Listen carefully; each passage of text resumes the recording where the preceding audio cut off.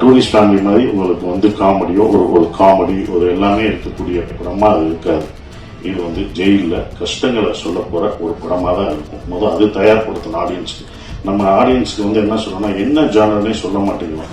வந்து பாருங்க சொல்லிட்டு அவர் வேற மாதிரி நினைச்சு டூரிஸ்ட் ஃபேமிலி மாதிரி வச்சுட்டு இது டூரிஸ்ட் ஃபேமிலி மாதிரி இப்படி பண்ணி அப்படின்னு அவங்க சொல்லுவாங்க. அவங்க பக்கம் நியாயம், அது நம்ம தப்பு தான்.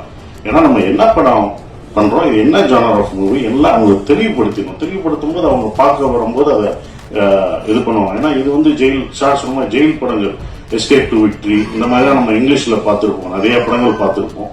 ஆனா அது உண்மை கதையை தான் அவங்களும் எடுத்திருப்பாங்க. கிரேட் எஸ்கேப் இதெல்லாம் வந்து உண்மை சம்பவத்தை தழுவி எடுத்திருப்பாங்க.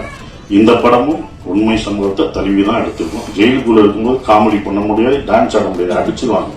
சும்மா இது பண்றதுக்கே அடி வெளுக்குறாங்க. அப்புறம் எப்படி ஜெயிலில் இருக்கும்போது ஒழுக்க மாட்டாங்க. ஸோ அப்படி ஒரு இது 1991 நடந்த ஒரு கதை. 95 வரைக்கும் இருக்கு. 95 ஜெயிலில் பிரேக் பண்ணி தப்பிக்கிறவங்க பத்தி 1000 அகதிகளை சந்தேக கேஸ்ல உள்ள பிடிச்சிட்டு போய் அவங்க எப்படி குடும்பத்தை இழந்து அவங்க ஃபேமிலியோட சேர்ந்தாங்களா இல்லையா அப்படின்ற ஒரு விஷயத்த சொல்லப்போற ஒரு படமா தான் இந்த ஃப்ரீடம் இருக்கும்.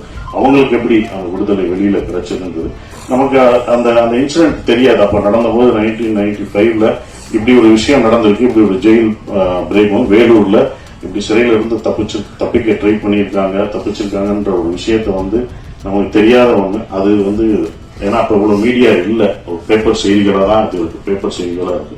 அது இந்த படத்துல நாங்க சொல்லியிருக்கோம். அந்த வழிகளையும் வேதனையும்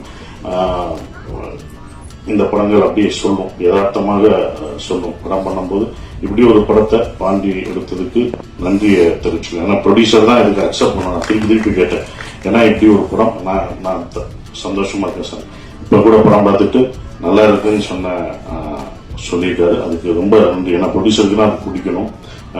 அப்புறம் டைரக்டர் ஏற்கனவே ஒரு படம் பண்ணிட்டு அவங்களோட ஒர்க் எனக்கு ரொம்ப பிடிக்கும்.